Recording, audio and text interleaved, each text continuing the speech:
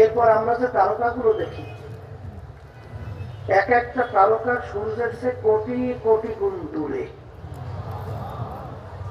এরপরে বৈজ্ঞানিকরা আবিষ্কার করার পরে বলে এত দূরে তারকা আছে যে তারকা সৃষ্টি করার পর থেকে তার আলো জমিনের দিকে দৌড়ে আসতেছে। আলোর গতি প্রতি সেকেন্ডে 1,86,000 মাইল থেকে দৌড়ায়। বৈজ্ঞানিকরা বলে এত দূরে তারকা, সেই তারকার আলো নাকি এখন পর্যন্ত সৃষ্টির পরে দুনিয়াতে এসে পৌঁছেই নাই।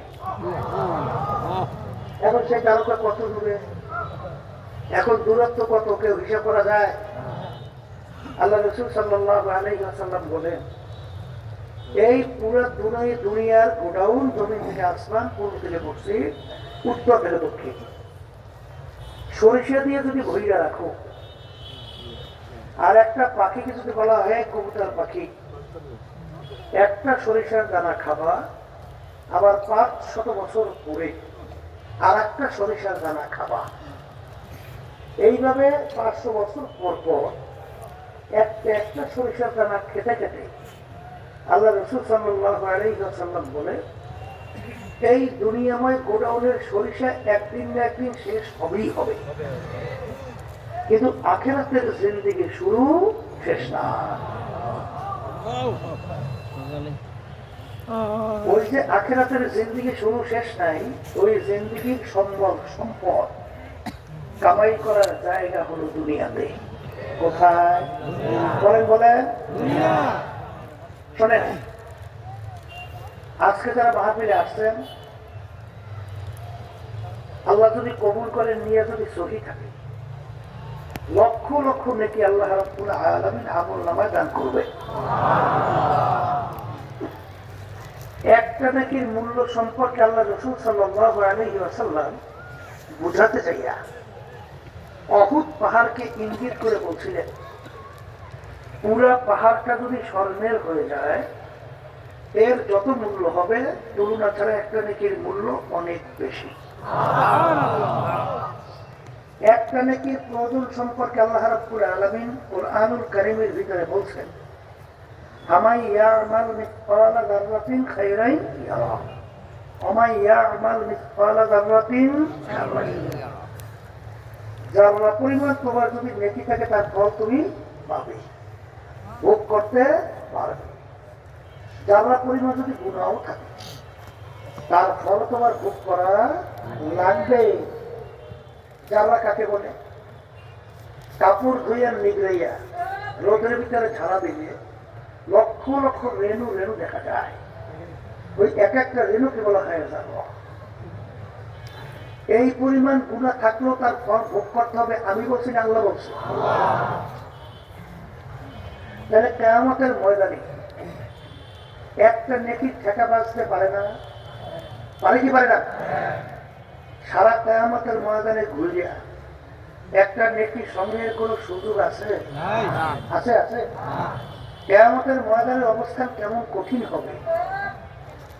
আল্লাহ রাব্বুল আলামিন কুরআনুল কারীমের ভিতরে বলছেন, ইয়াউমা ইয়াফিরুল মারউ মিন আখিহি ওয়া উম্মিহি ওয়া আবিহি ওয়া সাহিবাতিহি ওয়া বানিহি লিকুল্লি ইমরিইন মিনহুম ইয়াউমা ইযিন শা'নু ইউগনিহি। আল্লাহ রাব্বুল আলামিন বলছেন,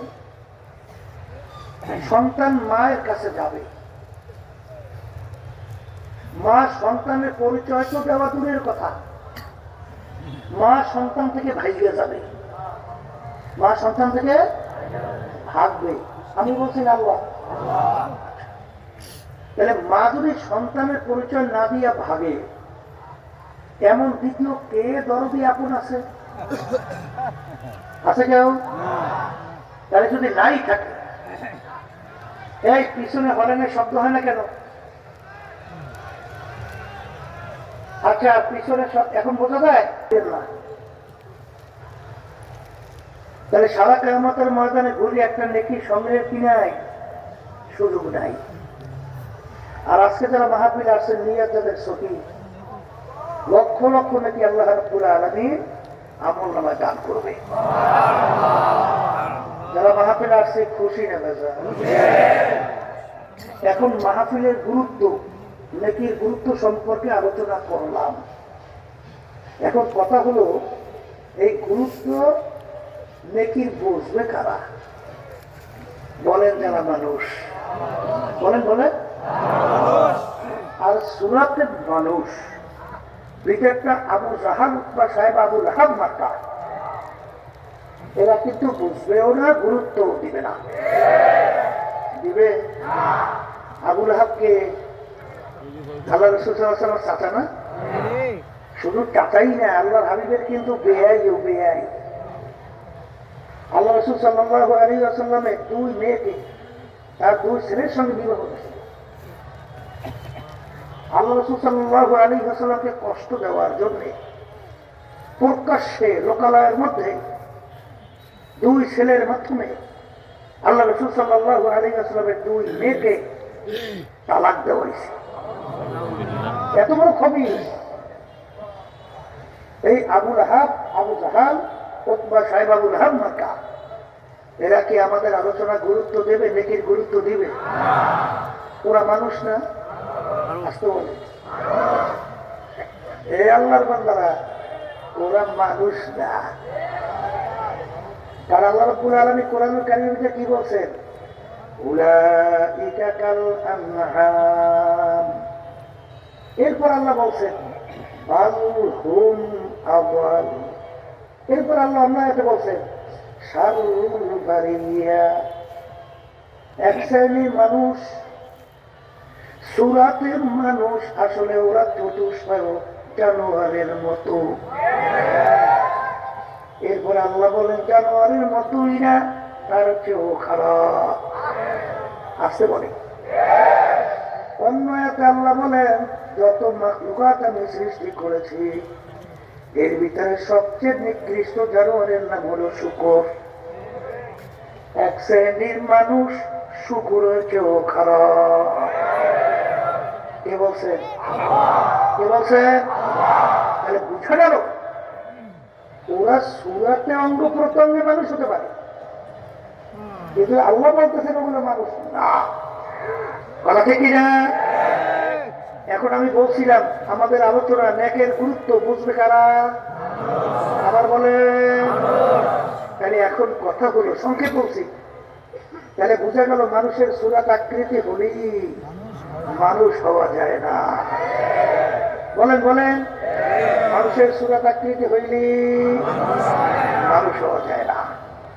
তাহলে মানুষ কাকে বলে? এইটা বোঝার জন্য, বোঝাবার জন্য মাহফিলের ব্যবস্থা, এত পরিশ্রম, এত খরচ, উদ্দেশ্য নাই। কথা বলা আছে নাই?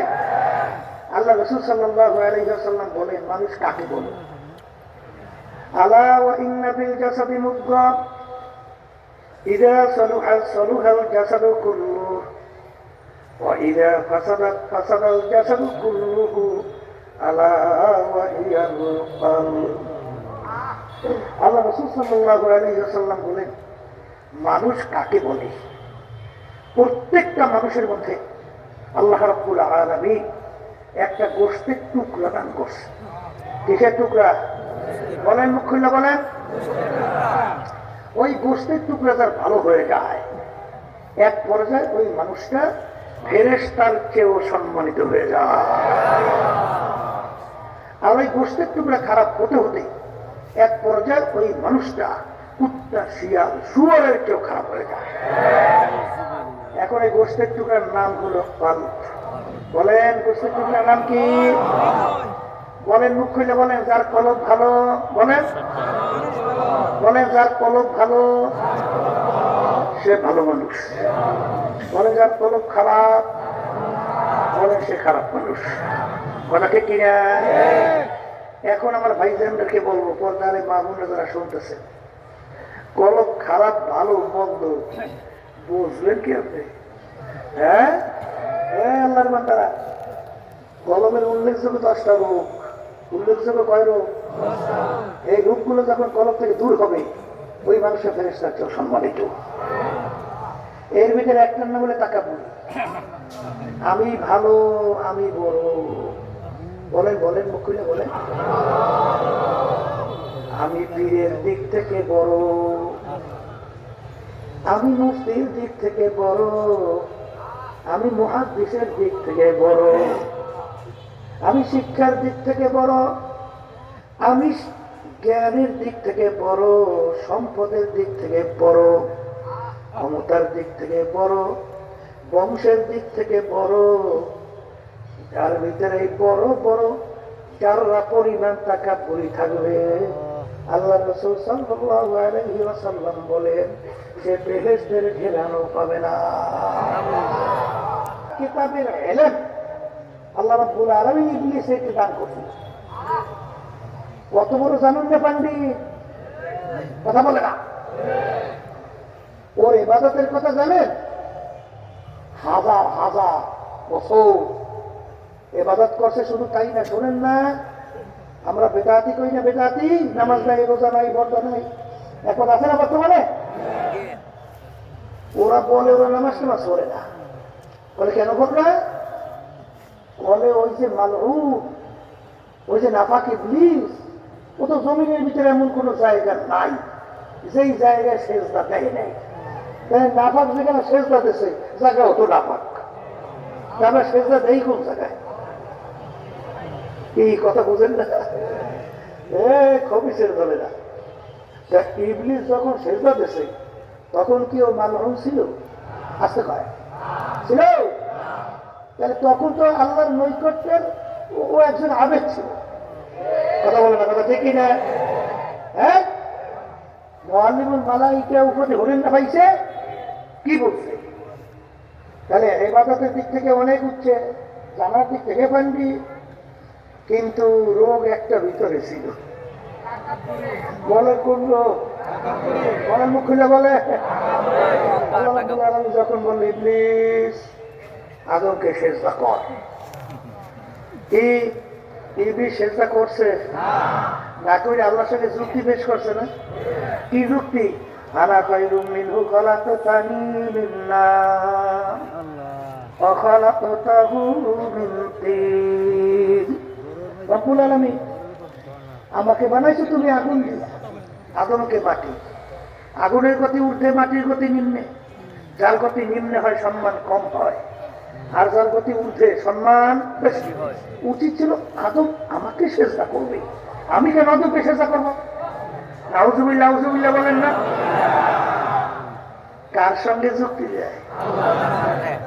আল্লাহ বলে ওরে খবিস, ওরে বেয়াদব, ওরে বেয়াদব, তোর এত বড় সাহস, তুই আমার হুকুম তো মানবি না, বরঞ্চ আমার সঙ্গে যুক্তি পেশ করো?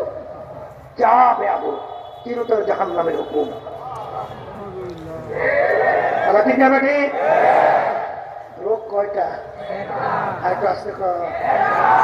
আমি আমার বাজানদেরকে বলি, শোনে, আমি ভালো, আমি বড়, এই যে বলার শক্তি কোন মানুষের আছে?